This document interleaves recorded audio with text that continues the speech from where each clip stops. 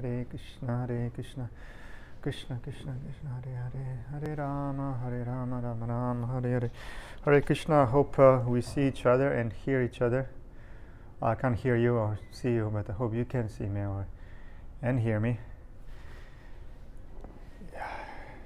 If you are here at behind the computers on this lovely day, you're not somewhere outside, or you can maybe be outside and watching today's reading of Srimad Bhagavatam. Anyway, let's just start. We start today from verse 13 from the 10th chapter of the Canto 2. So, start a bit late, but we'll try to go for as long as we can. Srimad Bhagavatam Mahima Stotra. Sarva Shastrabdi Piyusha Sarva Vedaika Satpalam Sarva Siddhantna Ratnadya Sarva Lokaika Drikprada Sarva Bhagavata Prana Srimad Bhagavata Prabho Kalidvanto Ditaditya Shri Krishna Parivartita Paramananda Patnaya Prema Vakshaksharayati Sarvanda Sarvasivyaya Shri Krishna Namostame Madeka Bando Matsangin Madguru Madmahadana Mannishtara Bhagya Madananda Namostute Asadu Sadutadai Natini Chochataraka Anamunchakadachinmam Premna Hrit Kantayospuram. Translation. O nectar from the ocean of all scriptures, singular fruit of all the Vedas, rich mine of the precious gems of all conclusive truths, you are the only giver of sight to all of the worlds. You are all life air of all the Supreme Lord's devotees, our Master Srimad Bhagavatam. You are the sun risen in the darkness of Kali. You are the exact image of Sri Krishna. I bow down to you who is supremely blissful to read. Your every syllable pours down a flood of prema. You can always be served by everyone. You are Sri Krishna himself. My only friend, my constant companion, my spiritual master, my great wealth. My savior, my good fortune, my source of ecstasy, I bow down to you. O bestower of saintliness of the unsaintly, O exalter of the most fallen, please never leave me. Always appear in my heart and my voice with pure love. Om Namo Bhagavate Vasudevaya. Om Namo Bhagavate Vasudevaya. Om Namo Bhagavate Vasudevaya. Hare Krishna, welcome again to today's reading of Srimad Bhagavatam. The last day of this week we have been reading. We are just starting the 10th chapter yesterday. We are probably won't finish it today, but we will definitely finish next week this chapter and consequently this whole canto. So chapter is entitled Bhagavatam is the answer to all questions. Okay, verse 13. Translation. The Lord, while lying on his bed of mystic slumber, generated the seminal symbol, golden in hue, through external energy out of his desire to manifest varieties of living entities from himself alone. Purport. In the Bhagavad Gita 9:7-8, the creation and annihilation of the material world are stated as follows. Sarva bhutani kanteya prakritim yanti mamikam kalpakshaye punastani kalpadau visrijamyaham prakritim swam avashtabhya visrijami punah punah bhutagramam imam kritsnam avasham prakrite vashat. At the end of each millennium, the creative forces, namely the material nature and the living entities who struggle in the material nature, all merge together into the transcendental body of the Lord. And again, when the Lord desires to manifest them, all of them are again displayed by the Lord. Therefore, the material nature is working under the control of the Lord.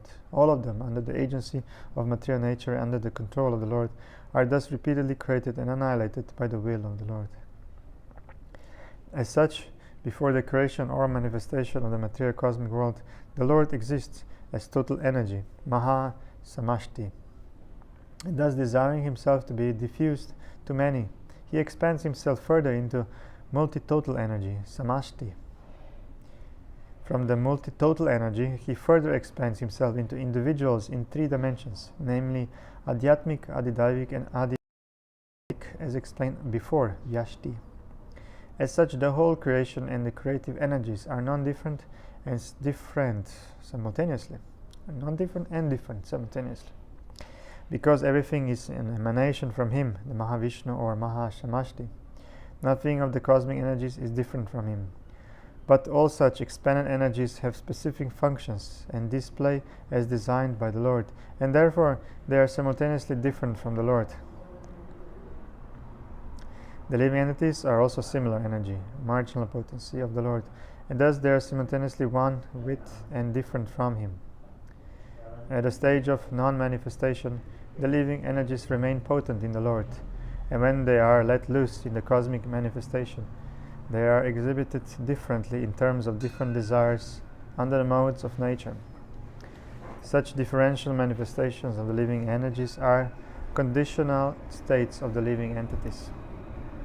The liberated living entities, however, in the Sanatanam, eternal manifestation, are unconditionally surrendered souls, and therefore they are not subject to the conditions of creation and annihilation.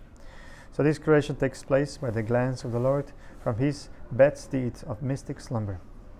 And thus all the universes and the Lord of the universe, Brahma, are again and again manifested and annihilated.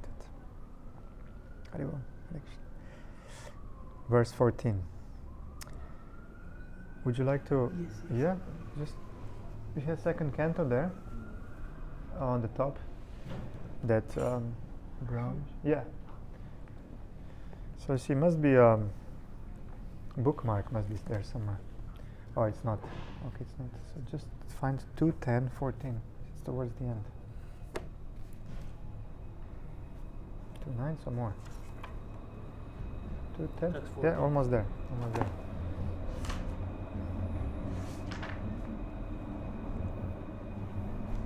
You find it, huh? So text 14. You found it? On it. Translation. Just hear from me how the potency of His Lordship divides one into three, called the controlling entities, the controlled entities, and the material bodies, in the manner mentioned above. Text 15. From the sky, situated within the transcendental body of the manifesting Mahavishnu, sense energy, mental force, and bodily strength are all generated, as well as the sum total of the fountainhead of the total living force. Prana Maha-asu, that's what it's called, living force of everyone's life. Text 16. As the followers of a king follow their lord, similarly when the total energy is in motion, all other living entities move, and when the total energy stops endeavoring, all other living entities stop sensual activities. Purport. The individual living entities are completely dependent on the total energy of the Supreme Purusha. No one has independent existence, just as no electric lamp has independent effulgence. Each and every electrical instrument depends fully on the total powerhouse. The total powerhouse depends on the reservoir of water for generating electricity. Water depends on the clouds. The clouds depend on the sun. The sun depends on creation, and the creation depends on the movement of the Supreme Personality of Godhead. Thus the Supreme Personality of Godhead is the cause of all causes. Text 17. The living force, being agitated by the Virat Purusha, generated hunger and thirst, and when he desired to drink and eat, the mouth opened. Purport. The process by which all living beings in the womb of the mother develop their sense organs and sense perceptions appears to follow the same principles in the case of the Virat Purusha, the sum total of all living entities. Therefore, the supreme cause of all generation is not impersonal or without desire. The desires for all kinds of sense perception and sense organs exist in the Supreme, and thus they take place in the individual persons. This desire is the nature of the Supreme Living Being, the Absolute Truth. Because He has the sum total of all mouths, the individual living entities have mouths. Similarly, with all other senses and sense organs. Here the mouth is the symbolic representation of all sense organs, for the same principles apply to the others also. Text 18. From the mouth the palate became manifested, and thereupon the tongue was also generated. After this, all the different tastes came into existence, so that the tongue can relish them. Purport. This gradual process of evolution suggests the explanation of the controlling deities, Adidaiva, because Varuna is the controlling deity for all relishable juices. Therefore the mouth becomes the resting place for the tongue, which tastes all the different juices, of which the controlling deity is Varuna. This suggests, therefore, that Varuna was also generated along with the development of the tongue. The tongue and the palate, being instrumental, are adibhutam, or forms of matter, but the functioning deity, who is a living entity, is adidaiva, whereas the person undergoing the function is adhyatma. Thus the three categories are also explained as to their birth after the opening of the mouth of the Virat Purusha.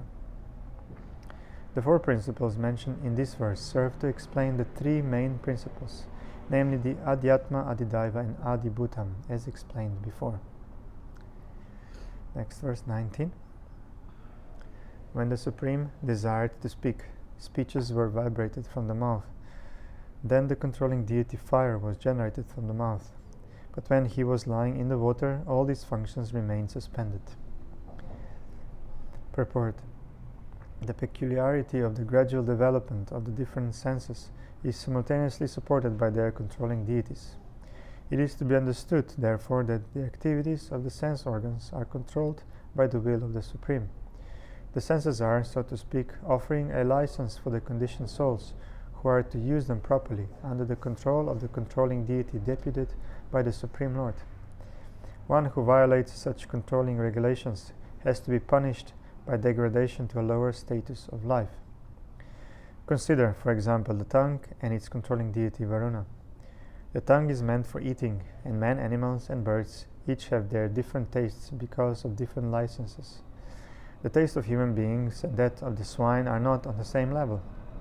The controlling deity, however, awards or certifies a particular type of body when the particular living entity develops a taste in terms of different modes of nature. If the human being develops taste without discrimination, as does the swine, then the controlling deity is certainly certified for the next term to award him the body of a swine. The swine accepts any kind of foodstuff, including stools, and a human being who has developed such indiscriminate taste must be prepared for a degraded life in the next life. Such a life is also God's grace, because the conditioned soul desired a body like that for perfectly tasting a particular type of foodstuff. If a man gets the body of a swine, it must be considered the grace of the Lord, because the Lord awards the facility. After death, the next body is offered by superior control, not blindly. A human being, therefore, must be on his guard as to what sort of bodies he is going to have in the next life. An irresponsible life of indiscrimination is risky, and that is the declaration of all scriptures. Text 20. Thereafter, when the Supreme Purusha desired to smell odors, the nostrils and respiration were generated.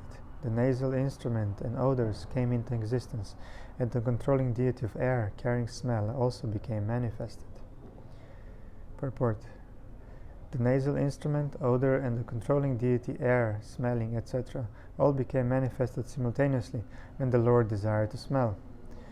The Vedic mantras confirm this statement in the Upanishad's statement that everything is first desired by the Supreme before the subordinate living entity can act upon it. The living entity can see only when the Lord sees. The living entity can smell when the Lord smells, and so on. The idea is that the living entity cannot do anything independently. He can simply think of doing something independently, but he cannot act independently.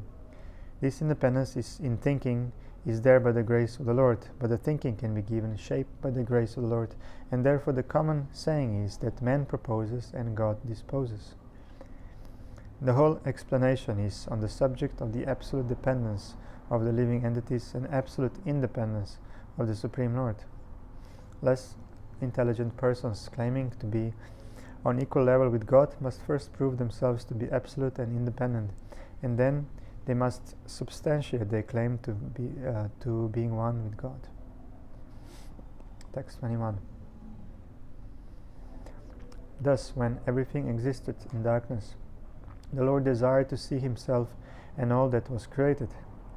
Then the eyes, the illuminating God's Son, the power of vision, and the object of sight all became manifested. Purport. The universe is by nature dense darkness, and therefore the total creation is called tamas, or darkness. The night is the real feature of the universe, for then one cannot see anything, including oneself. The Lord, out of His causeless mercy, first desired to see Himself and all the creation as well, and thus the sun became manifested. The power of vision for all living entities became possible, and the objects of vision were also manifested. This means that the whole phenomenal world became visible after the creation of the sun. Text 22. By development of the desire of the great sages to know, the ears, the power of hearing, the controlling deity of hearing, and the objects of hearing became manifested. The great sages desire to hear about the self. Purport. As stated in the Bhagavad Gita, by advancement of knowledge, one should try to know about the Supreme Lord, the summum bonum of everything. Knowledge does not mean knowledge only of the laws of nature or physical knowledge, which are working by the direction of the Lord. The scientists are eager to hear about the physical laws working in material nature. They are eager to hear through the medium of radio and television about things taking place far away from them on other planets, but they should know that the power of hearing and the instruments for hearing were given to them by the Lord for hearing about the self, or about the Lord. Unfortunately, the power of hearing is misused in hearing the vibrations of mundane affairs. The great sages were interested in hearing about the Lord through Vedic knowledge and nothing more. That is the beginning of oral reception of knowledge. Text 23. When there was a desire to perceive the physical characteristics of matter, such as softness, hardness, warmth, cold, lightness, and heaviness, the background of sensation, the skin pores, the hairs on the body, and their controlling deities, the trees, were generated. Within and outside the skin is a covering of air through which sense perception became prominent. Purport. The physical characteristics of matter, such as softness, are subjects of sense perception, and thus physical knowledge is the subject matter of the touch sensation. One can measure the temperature of matter by touching with the hand, and one can measure the weight of an object by lifting it with the hand, and thus estimate its heaviness or lightness. The skin pores, and the hairs on the body are all interdependent with the touch sensation. The air blowing within and outside the skin is also an object of sense perception. This sense perception is also a source of knowledge, and therefore it is suggested here that physical or physiological knowledge is subordinate to the knowledge of the self, as above mentioned. Knowledge of self can expand to the knowledge of phenomena, but physical knowledge cannot lead to knowledge of the self. There is, however, an intimate relation between the hairs on the body and the vegetation on the body of the earth. The vegetables are nourishment for the skin, both as food and medicine, as stated in the 3rd canto. Tvacham asya vinirbinam bivishur dishnyam oshadihi. Text 24. Thereafter, when the Supreme Lord desired to perform varieties of work, the 2 hands and their controlling strength, and Indra, the demigod in heaven, became manifested, as also the acts dependent on both the hands and the demigod. Purport. In every item we can note with profit that the sense organs of the living entity are never independent at any stage. The Lord is known as the Lord of the senses, Hrishikesha. Thus the sense organs of the living entities are manifested by the will of the Lord, and each organ is controlled by a certain type of demigod. No one therefore can claim any proprietorship of the senses. The living entity is controlled by the senses are controlled by the demigods, and the demigods are the servants of the Supreme Lord. That is the arrangement in the system of creation.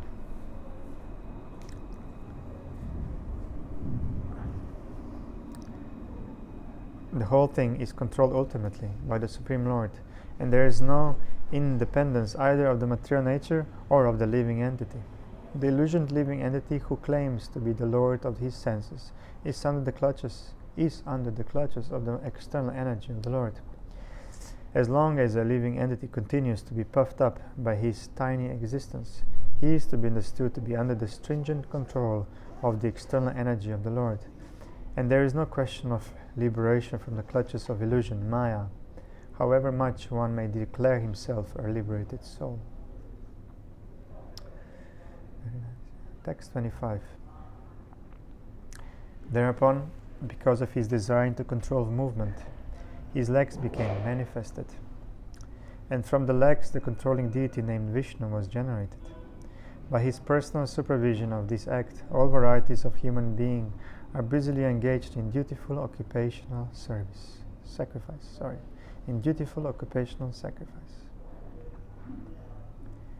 Purport. Every human being is engaged in his particular occupational duty, and such activities are visible as men go hither and thither. This is very prominently visible in big cities of the world. People are going all over the cities with great concern from one place to another. This movement is not limited only to the cities, but is also visible outside the cities from one place to another, or from one city to another, by different means of vehicles. Men are moving by cars and rails on the road, by subways within the earth, and by planes in the sky for the purpose of business success. But in all these movements, the real purpose is to earn wealth for comfortable life. For this comfortable life, the scientist is engaged, the artist is engaged, the engineer is engaged, the technician is engaged, and all in different branches of human activity. But they do not know how to make the activities purposeful to fulfill the mission of human life. Because they do not know this secret, all their activities are targeted towards the goal of sense gratification without control, and therefore by all this business they are unknowingly entering into the deep region of darkness. Because they have been captivated by the external energy of the Supreme Lord, they have completely forgotten the Supreme Lord Vishnu, and thus they have taken it for granted that this life, as presently manifested under the conditions of material nature, is all in all for enjoying the highest amount of sense gratification. But such a wrong conception of life cannot give anyone the desired peace of mind, and thus, in spite of all advancement in knowledge by use of the resources of nature, no one is happy in this materialist civilization. The secret is that at every step they should try to execute sacrifices toward the path of world peace. The Bhagavad Gita 14:45-46 also advises the same secret in the following verses. Svesve karmanya biratha samsiddhim labate naram sva karma nirata siddhim yata vindati tachtrinom yata pravarti bhutanam yena sarvamidam tatam svakarmana tam abhyarchyam siddhim vindati manavaham. The Lord said to Arjuna, "Just hear from me how one can attain the highest perfection in life simply by discharging his specific occupational duty. Man can attain the highest perfection of life by worshipping the Supreme Lord and by performing sacrifice for the sake of the Supreme Lord Vishnu, who is the all-pervading and by whose control every living being acquires his desired facilities according to his personal propensity." End quote.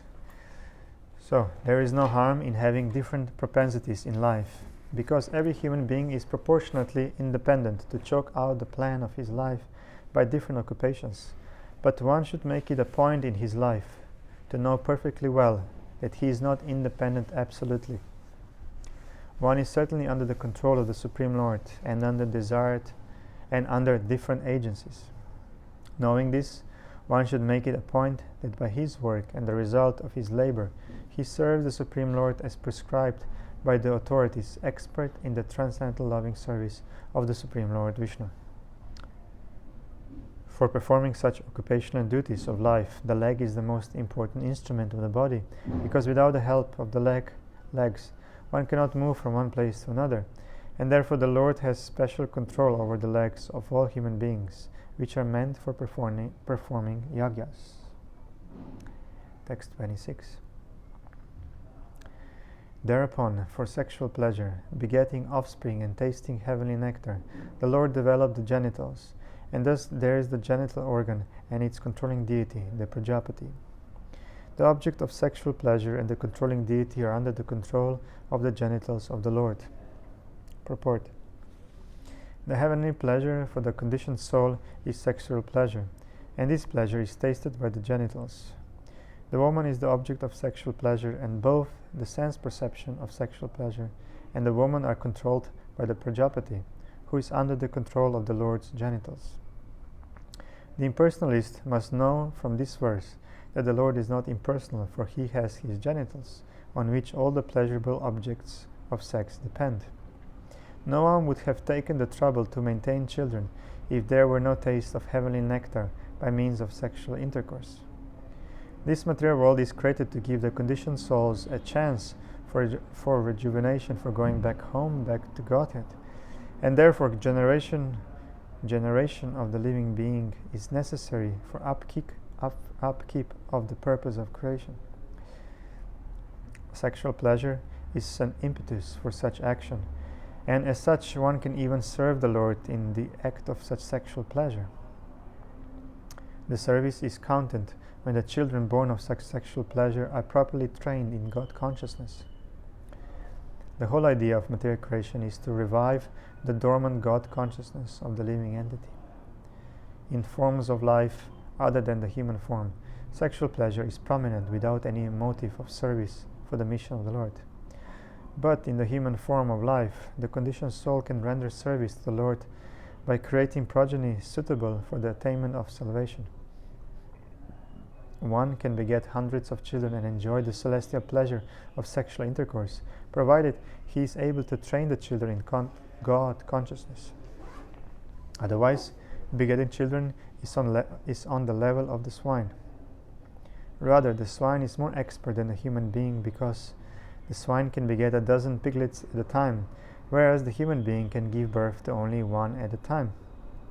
So one should always remember that the genitals, sexual pleasure, the woman, and the offspring are all related in the service of the Lord, and one who forgets this relationship in the service of the Supreme Lord becomes subjected to the threefold miseries of material existence by the laws of nature. Perception of sexual pleasure is there even in the body of the dog, but there is no sense of God consciousness. The human form of life is distinct from that of the dog by the perception of God consciousness. Text 27.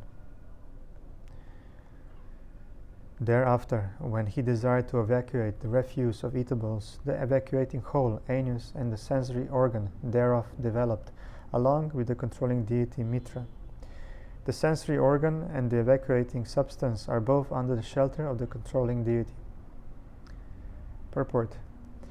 Even in the matter of evacuating stool, the refuse is controlled, so how can the living entity claim to be independent?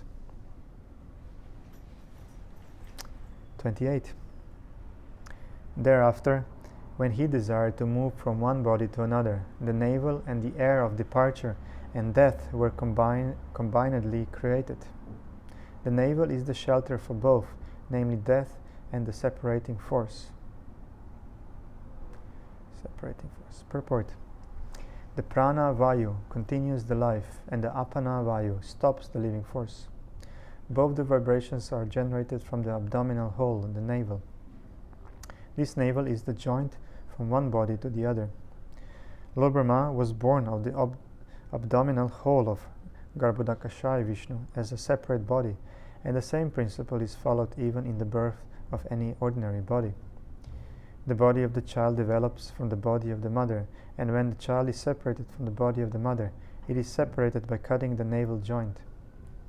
And that is the way the Supreme Lord manifested himself as separated many.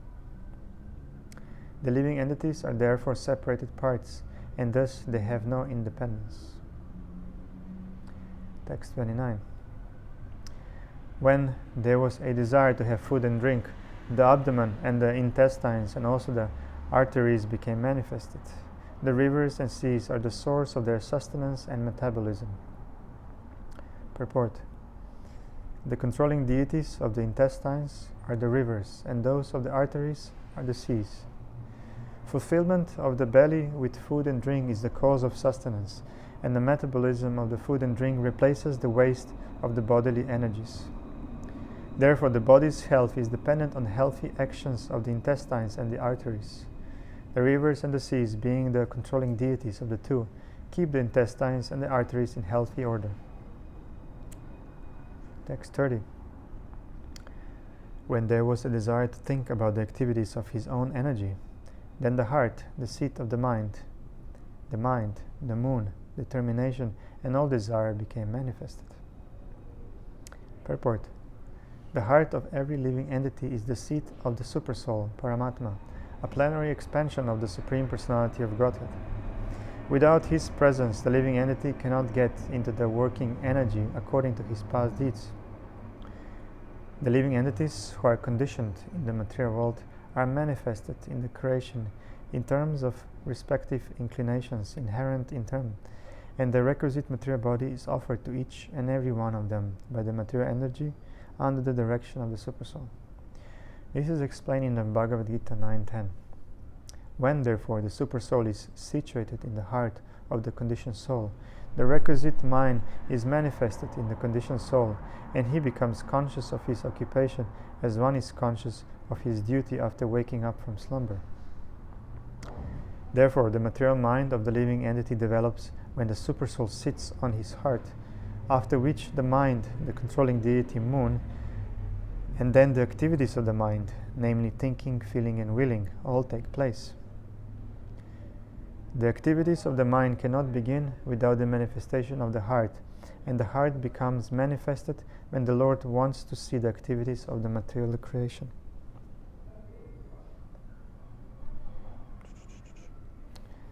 Text 31. The 7 elements of the body, namely the thin layer on the skin itself, the flesh, blood, fat, marrow, and bone, are all made of earth, water, and fire, whereas the life breath is produced by the sky, water, and air. Purport.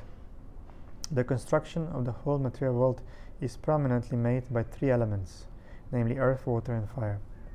But the living force is produced by sky, air, and water. So water is the common element in both the gross and subtle forms of all material creation, and it should be noted herewith that due to necessity, water being most prominent in the material creation is the principal element of all the 5. This material body is thus an embodiment of the 5 elements, and the gross manifestation is perceived because of 3, namely earth, water, and fire. Sensation of touch are perceived due to the thin layer on the skin, and bone is as good as hard stone. The breathing air of life is produced of sky, air, and water, and therefore open air, regular bath, and ample space in which to live are favorable for healthy vitality. Fresh produce from the earth, like grains and vegetables, as well as fresh water and heat, is good for the upkeep of the gross body. Text 32. Sense organs are attached to the modes of material nature, and the modes of material nature are products of the false ego. The mind is subjected to all kinds of material experiences, happiness and distress, and the intelligence is the feature of the mind's deliberation. Purport. Illusioned by the material nature, the living entity identifies with false ego. More clearly, when the living entity is entrapped by the material body, he at once identifies with the bodily relationships, forgetting his own identity as spirit-soul. This false ego associates with different modes of material nature, and thus the senses become attached to the modes of material nature. Mind is the instrument for feeling different material experiences, but intelligence is deliberative and can change everything for the better. The intelligent person, therefore, can attain salvation from the illusion of material existence by proper use of intelligence. An intelligent person can detect an awkward position of material existence and thus begin to inquire as to what he is, why he is subjected to different kinds of miseries, and how to get rid of all miseries. And thus, by good association, an advanced intelligent person can turn towards the better life of self-realization. It is advised, therefore, that an intelligent person associate with the great sages and saints who are on the path of salvation. By such association, one can receive instructions which are able to slacken the conditioned soul's attachment for matter. And thus the intelligent man gradually gets rid of the illusion of matter and false ego, and is promoted to the real life of eternity, knowledge, and bliss. Text 33. Thus by all this, the external feature of the personality of Godhead is covered by gross forms such as those of planets, which were explained to you by me. Purport. As explained in the Bhagavad Gita 7.4, the separated material energy of the personality of Godhead is covered by 8 kinds of material coverings: earth, water, fire, air, sky, mind, intelligence, and false ego. All these are emanations from the personality of Godhead and as his external energy. These coverings are just like the coverings of clouds for the sun. The cloud is a creation of the sun, yet it actually covers the eyes so that one cannot see the sun. The sun cannot be covered by the clouds. The cloud can at utmost extend a few hundreds of miles in the sky, but the sun is far greater than millions of miles. So a 100-mile covering is not competent to cover millions of miles. Therefore, one of the various energies of the Supreme Personality of Godhead cannot, of course, cover the Lord. But these coverings are created by him to cover the eyes of the conditioned souls who want to lord it over the material nature. Actually, the conditioned souls are covered by the illusory creative cloud of matter, and the Lord reserves the right of not being exposed to their eyes, because they have no eyes of transcendental vision, and because they cannot see the personality of Godhead. They, therefore, deny the existence of the Lord and the transcendental form of the Lord. The covering of the gigantic material feature is accepted by such men with a poor fund of knowledge, and how this is so is explained in the following verse. Text 34. Therefore, beyond this gross manifestation is a transcendental manifestation finer than the finest form. It has no beginning, no intermediate stage, and no end. Therefore, it is beyond the limits of expression or mental speculation, and is distinct from the material conception. Purport. The gross external body of the Supreme is manifested at certain intervals, and thus the external feature or form of the Supreme Personality of Godhead is not the eternal form of the Lord, which has no beginning, no intermediate stage, and no end. Anything which has a beginning, interim, and end is called material. The material world is begun from the Lord, and thus the form of the Lord, before the beginning of the material world, is certainly transcendental to the finest, or the finer material conception. The ether in the material world is considered to be the finest. Finer than the ether is mind, intelligence, and false ego. But all 8 of the outward coverings are explained as outer coverings of the Absolute Truth. The Absolute Truth is therefore beyond the expression and speculation of the material conception.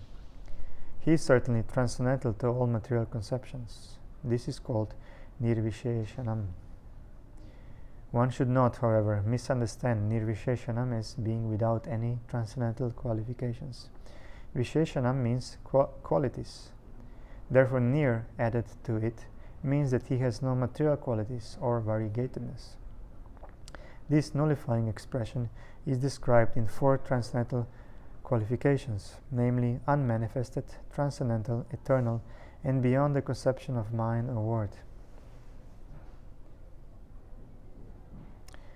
Beyond the limits of words means negation of the material conception. Unless one is transcendentally situated, it is not possible to know the transcendental form of the Lord.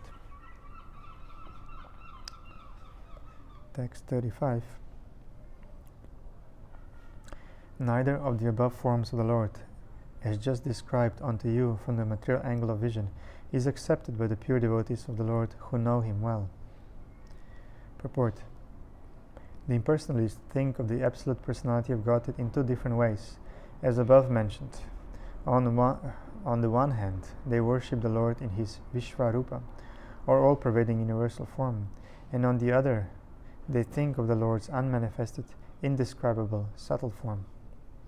The theories of pantheism and monism are respectively applicable to these 2 conceptions of the Supreme as gross and subtle, but both of them are rejected by the learned pure devotees of the Lord because they are aware of the factual position. This is very clearly mentioned in the 11th chapter of Bhagavad Gita, which records Arjuna's experience of the Vishvarupa of the Supreme Lord Sri Krishna.